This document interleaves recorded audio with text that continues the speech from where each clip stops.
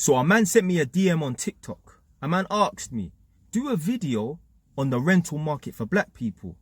So I saw the message and I think to myself, what do you mean the rental market for black people? I was going to ask him, do you mean being a black landlord trying to find renters? Or do you mean trying to rent a property as a black person?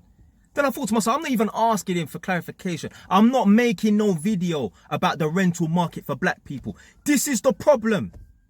A lot of you people watching this right now feel like because you're a certain colour of skin, because you're from a certain background and environment, you feel like the world that you exist in is going to be more difficult for you. It is complete nonsense. Maybe back in the day when my Jamaican people came over in the 50s and 60s and that during the Windrush and that, things were a bit difficult for them back then.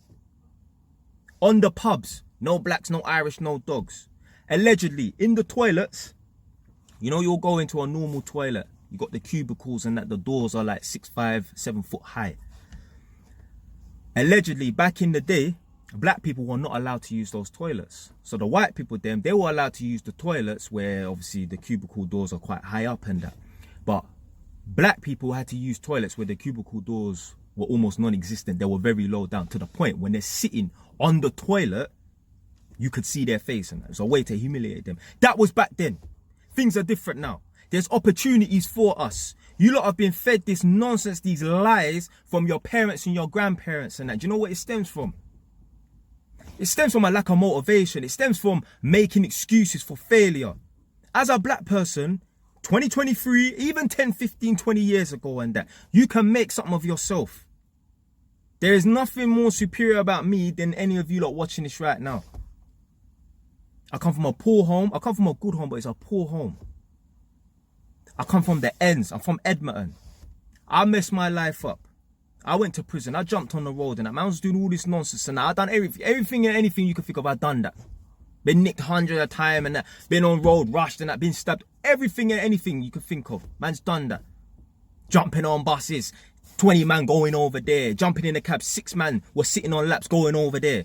All of it, man's done it. My life was difficult when I was doing nonsense on road. I was getting stop and search all the time. All the police, they knew me. There was a little gang book in my area. They thought I was like one of the ringleaders or whatever it is. Yeah, some little gang matrix book and that. Man, I used to get stop and search all the time. My life was difficult because I made it difficult. When I got on the right path, you know, all of them stop and searches and that all stopped. Because I made different decisions and that. My life choices were different. Your life is going to be no more difficult as a black person than if you're a white person or an Indian person or a Chinese person. It's just an excuse. So no, I will not be making no video about the rental market for black people because there is no video to make about it. And you know what? Let's say, yeah, the rental market is different for black people. Let's say the people them don't want to take us seriously as black landlords, yeah, let's say. Do you know why that is? Because there's not enough of us doing it. If there was more of us doing it, they would take us more seriously. Like if you meet an Indian man of age, yeah, and he tells you that he's got 5 properties on one street, you fucking believe him. A lot of them are known for that, yeah. I'm planning on being that Indian man. I'm in the process right now of buying a flat that's opposite one of my flats. Literally opposite, yeah. You can spit past the neighbour's door, yeah, that close. I'm trying to be like them Indian man, they're owning multiple properties in the same block or the same street and that.